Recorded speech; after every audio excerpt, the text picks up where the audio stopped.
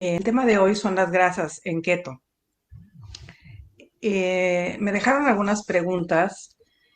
Por ejemplo, Alexandra, que está en el programa de 4 semanas, me pregunta cómo afectan las grasas en el colesterol y los triglicéridos. Imagino que esto es cómo afectan las grasas que consumimos para subir el colesterol o los triglicéridos.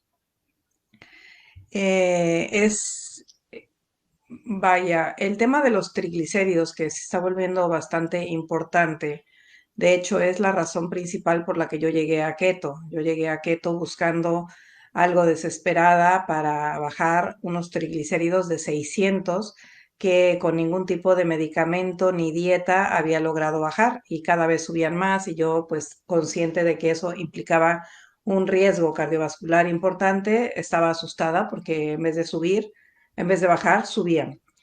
Eh, Me estaban dando medicamentos y me estaban dando algo para sacar glucosa en la orina y me estaban tratando para bajar los triglicéridos que no funcionaba el besafibrato. Entonces, en mi desesperación, claro, yo lo que iba haciendo era castigar cada vez más y cada vez más las grasas. Hola L y Reme, hola, hola. Em, Iba castigando las grasas de tal forma que todo lo que yo comía lo comía a la plancha y sin grasa. Entonces, eso iba elevando más los triglicéridos. Bueno, yo realmente cada vez entendía menos. Resulta que a raíz de que yo inicié la alimentación cetogénica, lo que empezó a pasar fue un descenso bastante importante en los triglicéridos. Para el mes y medio ya habían bajado de 599 a 180, una cosa así, y a los 4 o 5 meses estaba abajo de 90, que es donde me mantengo hasta el día de hoy. Los niveles de triglicéridos que se consideran más elevados de lo normal, hola Vanessa, es arriba de 150, que se considera el límite alto. Después tenemos arriba de 200, que ya es alto. Después tenemos arriba de de 200 a 500, que es alto, y luego arriba de 500, que es muy alto. Pues, entonces yo estaba dentro del rango muy alto. Eh, bueno, pues curiosamente yo empecé a consumir grasas de la dieta keto, y ahora vamos a hablar de ellas, y mis triglicéridos empezaron a bajar. Ahora que me he dedicado a estudiar esto durante 2 años, les puedo decir muy claramente dos cosas.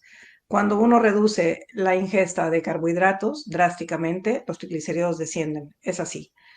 La principal causa de tener triglicéridos altos es el jarabe alto en fructosa que está en las bebidas gaseosas y la fructosa de las frutas, más añadidos en muchas cosas procesadas que ni siquiera nos enteramos que están añadidos ahí. Esas cosas que dicen o conservante tal o mil nombres que no nos enteramos son azúcares añadidos.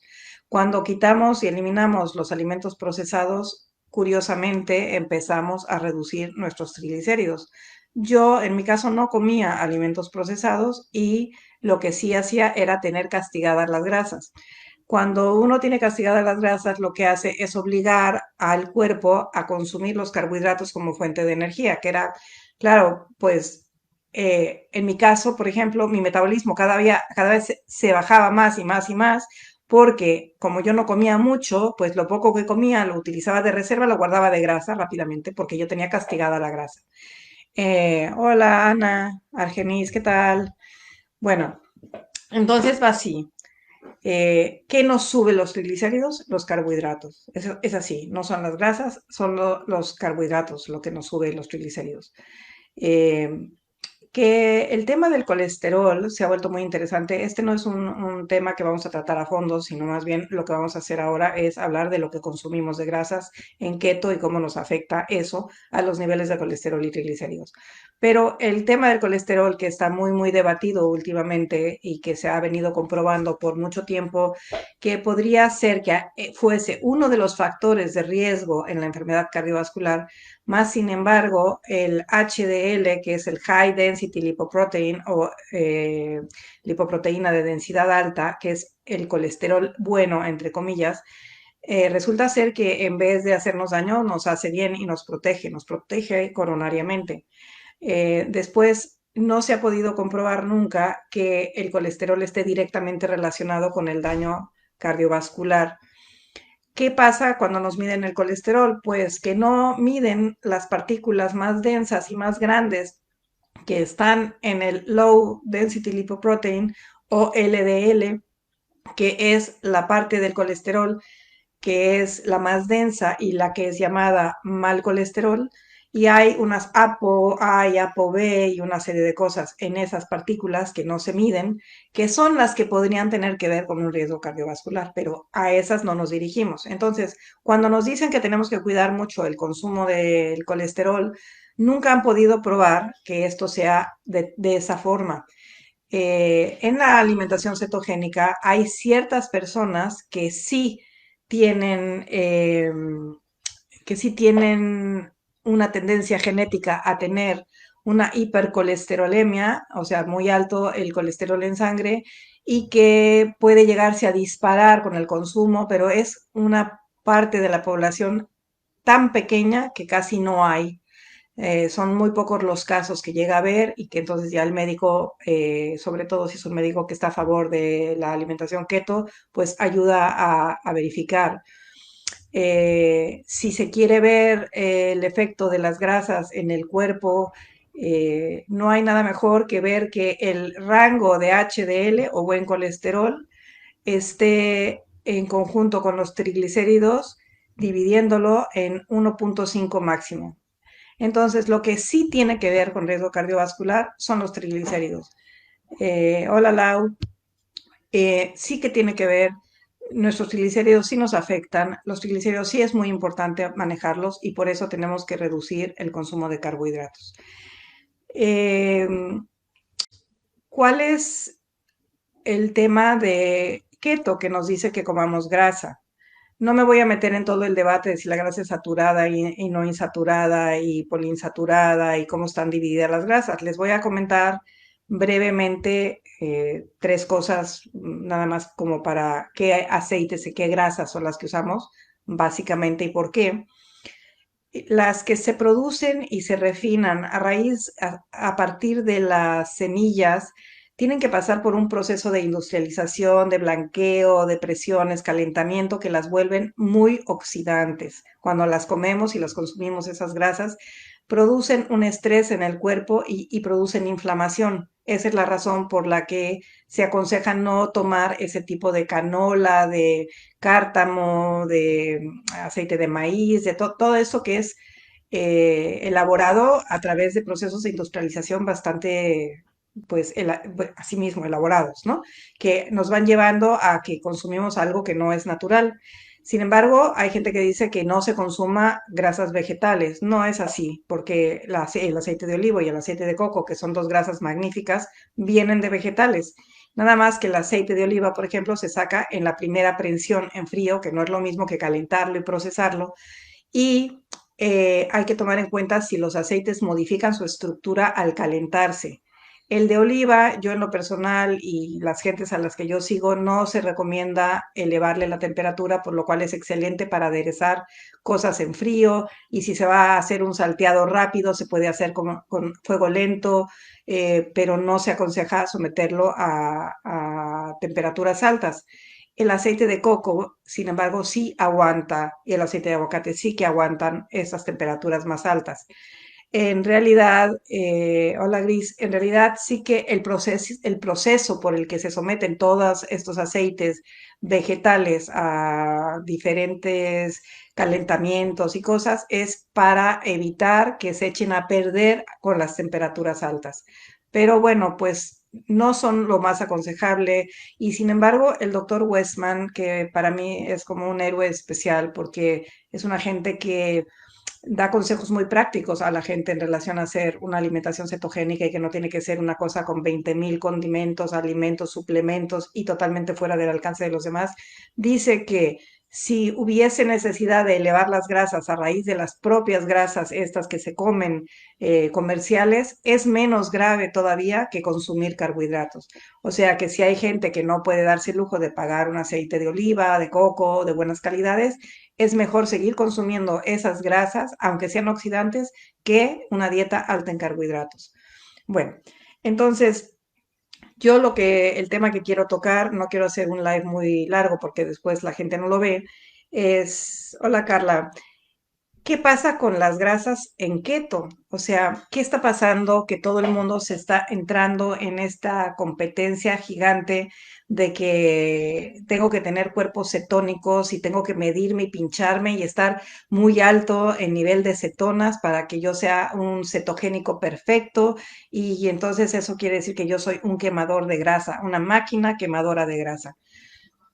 Bueno, nosotros en keto, yo al menos con mis grupos no cuento calorías, no cuento casi los alimentos, los carbohidratos, las proteínas y las grasas, pero sí que hago un ejercicio donde al inicio nosotros metemos la grasa al cuerpo para grasa buena, como aguacate, como pescados grasos, como lo que decía yo del aceite de oliva, la mantequilla, el ghee, aceite de aguacate. Estas grasas las metemos más en abundancia para señalarle al cuerpo y tener ahí disponible inmediatamente cuando el cuerpo requiere de energía, que pueda hacer este cambio que va a ser de tomar la glucosa como fuente de combustible a tomar la grasa. Ese es el proceso en el que ahora, por ejemplo, algunas personas de mi grupo de 4 semanas están metidos, que es la parte difícil de entrar en cetosis, donde uno no se acaba de sentir del todo bien, porque claro, el cuerpo no acaba de entender que le movemos toda la jugada. Entonces, sí que en esos momentos en los que nos volvemos cetoadaptados y que yo creo que eso puede llevar entre 1 y 2 meses y bueno, ya estar muy bien metabólicamente adaptados, creo que toma más de 6 meses, se los digo con honestidad. Creo que en realidad ese es el tema que ha desbordado a Keto. ¿Qué hace la gente? Pues la gente se ha acostumbrado a tomar MCT, que es aceite de triglicéridos de cadena media, medium chain triglycerides, que está muy de moda, que con eso hacen el café bala, que con eso el bulletproof coffee, ¿no?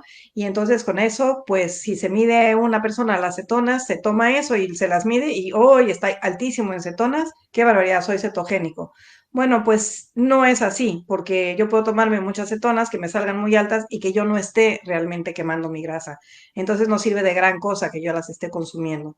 Entonces, si bien al inicio es una forma de enseñarle la ruta al cuerpo que va a seguir para que cuando nos vengan estos bajones iniciales de energía, en donde el cuerpo está destanteado porque le estamos cambiando toda la jugada, es importante tener grasa suficiente disponible y también por otra razón importantísima y es porque la grasa da una saciedad impresionante y entonces la gente empieza por primera vez a experimentar lo que es no tener hambre y no tener deseo de estar comiendo pan, dulces y todo esto. Eso se vuelve muy liberador. Nos libera totalmente de una dependencia de los azúcares y los carbohidratos y entonces, ¿qué pasa? Instintivamente empezamos a dejar de comer entre comidas, por un lado, luego hacemos 3 comidas, de ahí ya hay gente que en una semana y 2 días está, o 3 días, está haciendo ayunos de 18 horas y 20 horas, no porque yo les diga, porque yo al contrario siempre digo, el cuerpo es el que habla, el cuerpo hay que respetar todas las señales del cuerpo. Si tú tienes que comer 3 comidas, comes 3 comidas hasta el día que no te apetece comer. Cuando te apetece comer, no dejes de comer hasta que estés satisfecho. Y aquí la grasa nos ayuda muchísimo, porque es la grasa la que nos va a saciar. Entonces, ¿qué ha pasado con toda esta competencia de grasas diferentes y productos keto y medirnos cetonas? Pues ha pasado que muchísima gente llega y se estanca en la pérdida de peso. No es el caso de la mayor parte de los hombres, pero sí de las mujeres que estamos en un proceso cetogénico, sobre todo mujeres de cierta edad. Entre más joven es una mujer, más flexibilidad metabólica tiene porque menos años de daño metabólico también ha acumulado.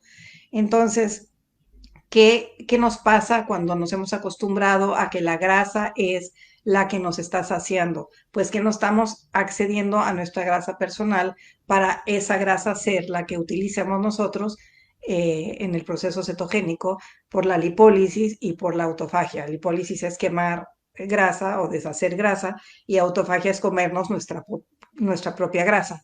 Esa es la meta en realidad es que nosotros que hemos estado almacenando grasa durante muchísimo tiempo, porque es la única forma que la insulina tiene para quitar las cantidades altas de azúcar de la sangre, la almacena inmediatamente para tiempos de estrés, de dificultad, para cuando haga falta energía, y está ahí. Entonces nosotros tenemos que acceder a esa grasa y la única manera, siempre se los digo, la única manera es reduciendo la insulina de tal manera que esa insulina, que es como un vigilante que está ahí siempre cuidando que nadie toque el tejido adiposo, que nadie toque la grasa, porque mientras está elevada la insulina, porque consumimos muchos carbohidratos, pues la grasa no se puede absorber. Sin embargo, cuando baja la insulina, porque bajamos el consumo de carbohidratos, es en el momento que podemos acceder nosotros a consumir nuestra propia grasa. Entonces, si nosotros empezamos con una dieta que está alta en grasas y después, cuando ya nos adaptamos, bajamos esas grasas, el, el consumo de nuestra grasa corporal y visceral va a ser mayor. Y tenemos que tener una revisión consciente de esto porque hay grupos de alimentos que no son muy atractivos, como el caso de los lácteos, la crema, la nata, en que nos gusta mucho sustituir la leche por la nata y la crema, que al inicio está muy bien porque es una manera de ir dando el paso, pero que si llegamos a estancarnos en algún momento, es importante que aprendamos a quitar esas grasas extras que no nos sirven de nada. Em, Argenis me pregunta cuáles son mis pensamientos de consumir un poco más de proteína y reducir un poco la grasa para bajar de peso. Me parece que es una de las estrategias que usa Westman. A mí en lo personal me gusta. Yo no estoy a favor de este movimiento que dice que es que la proteína se vuelve glucosa y entonces se dispara la insulina. Por supuesto que sí, la proteína no tiene otra forma de ser procesada más que volviéndose glucosa, pero no es un disparador alto de insulina. Sin embargo, por ejemplo, el aguacate, tenemos que pensar, yo estaba revisando la lista del doctor Westman, que es una lista increíble que voy a tratar de colgar en el grupo, que es la página 4, la famosa página de 4 de Westman, que la sacó del doctor Atkins y de toda una serie de cosas de 30 años de investigación de los diferentes alimentos y qué es lo que él les recomienda a la gente que se estanca, que no puede bajar de peso. El aguacate, más de medio aguacate en un día es mucho. Y para ciertas personas, en mi caso, por ejemplo, más de un cuarto es imposible de comer porque inmediatamente lo acuso. ¿Por qué? Porque aunque es cierto que nosotros no estamos contando calorías, las calorías sí cuentan en el sentido de que nosotros tenemos que quemar cualquier cosa que nos metemos al cuerpo. Y si nos estamos metiendo grandes cantidades de grasa que después no vamos a utilizar, no es que esas grasas nos van a tapar las arterias, no, pero sencillamente pues van a estar ahí disponibles y nosotros las podemos utilizar, por lo cual no tenemos que utilizar nuestra grasa corporal y visceral. Eh, entonces yo les mencionaba esto, que tengan mucho cuidado cuando quieren aumentar los cuerpos cetónicos a raíz de tomar el MCT o tomar estas otros, el Bulletproof, a veces lo hacen con mantequilla. eh, Empiecen, hay un momento justo para empezar a bajar las grasas. Ese momento lo da la saciedad. Cuando uno ya está saciado y sin un hambre voraz y a uno ya aprendió que puede hacer solamente 3 comidas, es el momento de empezar a reducir las grasas, de dejar de echarle 2 cucharadas al café para sustituir la leche, porque la leche tiene fructosa y tiene, bueno, pues tiene galactosa. Entonces, que nos fijemos mucho en ese tipo de consumo. El aceite de oliva es excelente, pero bueno, pues no tenemos que tomar más de 3, 4 cucharadas de aceite de oliva. Cuando tenemos un tema cognitivo, cuando tenemos un tema, mucha gente toma el MCT porque le da una alerta y le permite trabajar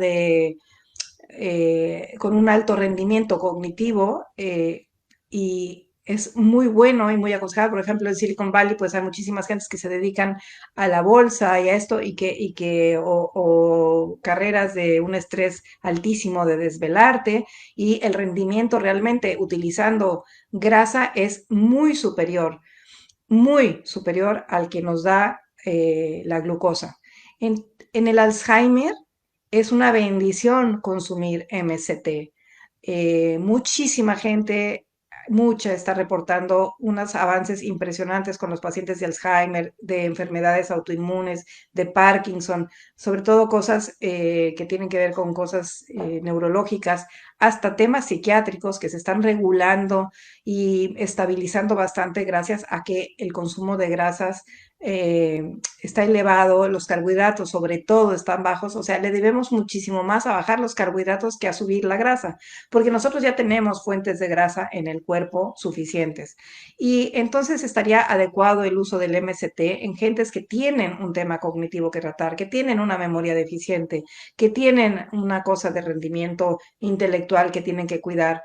O, por ejemplo, en mi caso, el MST, hay momentos en que me sirve como laxante, porque, bueno, pues estoy estreñida y me sirve, pero no puedo yo pensar que ese aceite que yo estoy consumiendo sea el que me eleva las cetonas y que yo después consuma carbohidratos, como he visto que hay gente que hace, consume carbohidratos, consume grasa y esa es la bomba perfecta para tener un riesgo cardiovascular. Entonces, no, no usemos las grasas de esa manera. Tengamos cuidado entonces con el nivel de grasas que nos metemos en el cuerpo, porque claro, hay siempre es importante que no sea excesivo. Tengo, bueno, una pregunta de Gris que dice qué tipo de grasa debo evitar, cuál comer y cuánta comer, y si como grasa además influye en mi pérdida de peso. Bueno, pues es justo, Gris, gracias por tu pregunta, lo que acabo de explicar. Eh, no más grasa de la que sea necesaria, porque tú ya tienes suficiente grasa en tus reservas físicas y no necesitas un aporte extraordinario, ya tienes tiempo y cualquier persona que pase de unos meses de estar en cetosis no tiene que tener un enorme consumo de grasa. Las grasas mejores son las que no son procesadas, si te lo permite tu bolsillo, digamos, y bueno, pues son el aceite de oliva, el aceite de coco, el ghee, la mantequilla, el aceite de aguacate y estas que hemos mencionado. Laurita, me preguntas cómo se forman las cetonas. Bueno, pues eso lo vamos a ver quizás en otro live, pero se forman en el hígado cuando reducimos mucho los carbohidratos y el cuerpo se ve obligado a formar los cuerpos cetónicos a raíz de los cuerpos de las grasas que tenemos y a través del hígado, pero lo dejamos para otro momento porque a veces estos cuerpos cetónicos en los diabéticos tipo 1 están elevados y de ahí viene mucho la confusión de si cetosis es lo mismo que cetoacidosis y por supuesto que no es. Y ninguna de las personas que hacen una dieta cetogénica normal, que no sea diabético tipo 1, tiene ningún riesgo de irse a cetoacidosis. Eso es un mito que nos han hecho para controlar que no haya mucha gente metida en alimentación cetogénica. ¿Por qué? Pues porque tiene muchísimo éxito, porque desplaza mucho la comida a los intereses de la industria y los intereses farmacéuticos. Em, Otra pregunta que tengo es, bueno, ¿qué diferencia tienen las grasas animales y las vegetales? Se recomienda en general que los cortes animales de la grasa que viene con la carne, la proteína normal en su estado natural, uno la puede comer tranquilamente. Esa no es grasa mala y nunca ha sido grasa mala. Em, mm, Entramos en esos terrenos donde los médicos que no están entrenados en nutrición dicen que son muy peligrosas, no lo son en realidad, y pues que con esa grasa sería más que suficiente y no necesitaríamos estar añadiéndole otra cantidad. Yo les digo a veces que si uno va a tomar una pechuga sin el pellejo, como se llama, el cuero de la pechuga, pues que le puedes añadir un poco de grasa a tu proteína para que tengas siempre acompañada de grasa la proteína. Pero no estamos hablando de una barra de mantequilla, ni estamos hablando ni siquiera de 2 cucharadas, sino de un poquito de mantequilla encima de la proteína, porque sí, claro, es importante estar siempre consumiendo grasa, siempre señalizando el camino, siempre acompañando. Es importante que el orden en el que consumimos las cosas nos quede claro. Primero, grasa es la que tiene que estar disponible, la proteína y al final los carbohidratos. En una misma comida, si nosotros tomamos los carbohidratos al final, se va a disparar mucho menos la insulina y se va a disparar mucho menos que nos suba la glucosa. Y bueno, les vuelvo a recordar, como siempre les recuerdo, por favor, no coman verduras que licúen en sopas y smoothies y licuados, porque al quitarle la fibra se llenan mucho más, su cuerpo de glucosa. La fibra sirve para parar bastante los picos de insulina y los picos de glucosa. Em, no sé si hay alguna pregunta en relación, quiero hacerlo bastante concreto en relación a esto porque luego me enrollo y me es difícil que la gente reciba el mensaje concreto. Héctor, ¿qué tal va a tomar magnesio? El magnesio es un electrolito increíble que sirve muchísimo para ayudarnos a estar en una alimentación, sea cetogénica o no, porque nuestra tierra en donde cultivamos hoy en día está muy escasa en magnesio y entonces el citrato, el glicinato, el biglicinato de magnesio son excelentes para cualquier tipo de alimentación. Y pues, hola Natalia, muchas gracias a ustedes. Y pues esto, que si uno se da cuenta de pronto de que tiene mucha hambre, perfectamente puedes en ese momento tomarte un pedazo de queso graso, pero que si estás teniendo un problema para bajar de peso, fíjate si estás consumiendo muchos quesos. Una de las cosas que más desatora la pérdida de peso es quitar los lácteos un tiempo, quitar la crema que es deliciosa, la crema ácida en México es exquisita, la nata, esto, todo esto, pero es grasa que compite con nuestra grasa. Entonces, pues usemos como sentido común, no nos pongamos a pesar la comida ni nos pongamos a hacer una historia de cada evento, sino sencillo, común, sentido común es la grasa que necesitamos, la tenemos en el cuerpo, señalicemos al cuerpo que la grasa sigue ahí, acompañemos nuestras comidas de un aporte pequeño de grasa, pero bueno, un aporte pequeño en un corte de carne es la grasa que tiene la carne, no se la quitemos y si no vamos a comer un corte que tenga grasa, pues añadamos un poquito de grasa. Al pescado, pues que sea un pescado graso y si no es pescado graso, pues un poquito de aceite de oliva. Y creo que con eso nos vamos a despedir hoy. Les pido por favor que si les sirve le den like, que si les sirven lo difundan y lo compartan, que si pueden inscribirse a mi canal de YouTube lo hagan porque me ayudan a difundir. Todos los que hacemos esto de dar información pedimos las mismas cosas y no es un tema de ego, es un tema de difusión y de alcance, es un esfuerzo que uno pone con mucha ilusión de que haya más gente. Cada uno de los que presentamos la información lo hacemos de forma distinta, nadie estamos compitiendo entre nosotros. Lo que queremos es que esta información llegue a más personas y pues dependemos de la ayuda de ustedes, así que por favor compartan, denle like y aquí nos vemos en el próximo live. Si me quieren dejar cualquier pregunta después, yo se las contesto. Chao.